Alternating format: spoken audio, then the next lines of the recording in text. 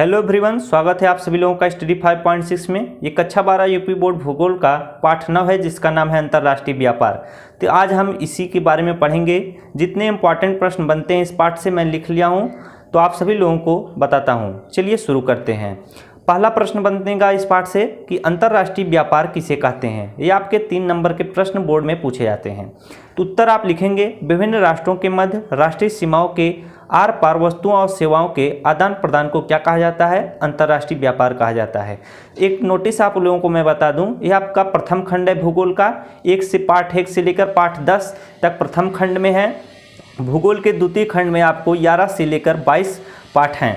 तो देखिए, अगर आपको द्वितीय खंड पढ़ना हो तो मेरा दूसरा चैनल है स्टडी 5.6 भूगोल। आप या तो यूट्यूब पर सर्च कर लीजिए या डिस्क्रिप्शन बॉक्स में मैं लिंक दिया हूँ, वहाँ से आप जाकर आराम से द्वितीय खंड भी पढ़ सकते हैं। अभी वहाँ पर एमसीक्यू क्वेश्चन इंपॉर्टेंट जो हैं वही अपलोड किए जा रहे हैं।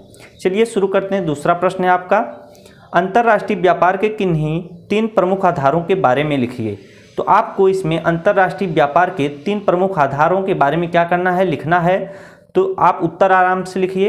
अंतर्राष्ट्रीय व्यापार के 3 आधार। पहला पॉइंट आप लिखेंगे राष्ट्रीय संसाधनों में भिन्नता। इसका कहने का मतलब है कि आप ऐसे 3 आधार बताइए जिससे क्या होता है, अंतर्राष्ट्रीय व्यापार किया जाता है। पहला है राष्ट्रीय संसाधनों में भिन्नता। इसमें आप लिखेंगे भौगोलिक संरचना सभी देशों की क्या होती है? अलग अलग होती है, जिसके कारण खनिज संसाधन, जलवायु, संस्कृति अलग अलग होती है, जिसके चलते सभी राष्ट्र एक दूसरे से वस्तुओं और सेवाओं का क्या करते हैं? व्यापार करते हैं। यह आपका पहला पॉइंट था। दूसरा पॉइंट आप लिखेंगे जनसंख्या कारक। इसमें आप लिखेंगे विश्व के सभी देशों के जनसंख्या का आकार क्या होता है? अलग अलग पाया जाता है। इसकी यही विविधता अंतर्राष्ट्रीय व्यापार की वस्तुओं के प्रकार तथा मात्रा को क्या करती है? प्रभावित करती है। तीसरी पॉइंट है आपकी सांस्कृतिक कारक।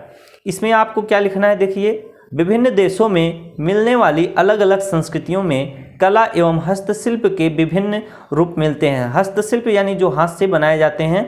विभिन्न देशों के उत्तम कोटि के हस्तशिल्पों के उत्पादों की विश्व में क्या होती है? पर्याप्त मांग होती है। देखिए, सभी देशों की संस्कृति जो है वो अलग अलग है। भारत की संस्कृति अलग है, इंग्लैंड की अलग है, अमेरिका की अलग है, जिसके चलते सभी देश क्या करते हैं? अपने अपने वस्तुओं का एक दूसरे देशों में व्यापार करते हैं। आपका अगला प्रश्न है, विश्व के किन्हीं 2 प्रमुख प्रादेशिक व्यापार समूहों का विस्तृत विवरण प्रस्तुत कीजिए। तो 2 ही लिखना है। तो पहला आप लिखेंगे आसियान। इसमें आप लिखेंगे 8 अगस्त 1967 में इसकी स्थापना हुई। इसका मुख्यालय इंडोनेशिया के जकार्ता नगर में है। जब भी मुख्यालय लिखेंगे तो इसको और इसको आप ब्लैक पेन से अंडरलाइन कर सकते हैं, जिससे एग्ज़ाम में आपको अच्छे नंबर मिल भी सकते हैं। क्योंकि जो बोर्ड एग्जामिनर होता है वो मेन पॉइंट अगर देख लेगा आप लिखे हैं क्या, तो आपको नंबर दे देगा। आसियान व्यापार समूह में 6 दक्षिणी पूर्वी एशियाई देश जो कौन कौन से हैं? Brunei, Indonesia, Malaysia, Singapore, Thailand तथा वियतनाम क्या हैं? सम्मिलित हैं। अगला पॉइंट है आपका साफ्टा। 2 पॉइंट आपको लिखने थे। तो पहला हो गया आसियान, दूसरा है साफ्टा। इसके बारे में आप लिखेंगे दक्षिणी एशिया के बांग्लादेश, मालदीव, भूटान, नेपाल, भारत, पाकिस्तान तथा श्रीलंका नामक देशों के इस व्यापारिक संगठन की स्थापना जनवरी 2006 में की गई। स्थापना कब की गई? 2006 में। इसको आप अंडरलाइन कर दीजिएगा। इसका प्रमुख उद्देश्य अंतर प्रादेशिक व्यापार के करों को क्या करना था? कम करना है। अगला प्रश्न है आपका सैलरी का अर्थ स्पष्ट कीजिए। तो देखिए, इसका आपको अर्थ स्पष्ट करना है। जरा सा भी अगर आप अर्थ में गड़बड़ी करेंगे तो उसको उत्तर को गलत काट दिया जाएगा। तो इसीलिए आप आसानी से लिखिए जो बुक में दिया है। सैलरी शब्द लैटिन भाषा के शब्द सैलेरियम से क्या है? बना है। बहुत ही छोटा परिभाषा है, तो आप लोग इसे याद जरूर करिएगा, जिसका अर्थ है नमक के द्वारा भुगतान।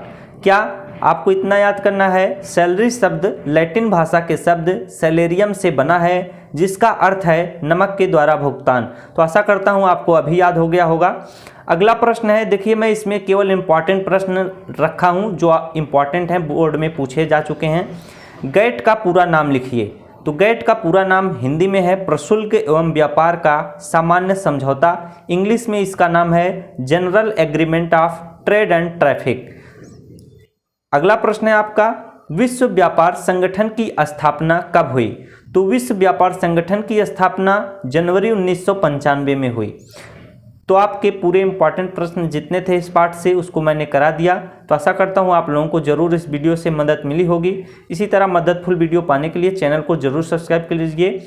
एक चीज़ और, स्टडी 5.6 भूगोल को सब्सक्राइब करना ना भूलिएगा।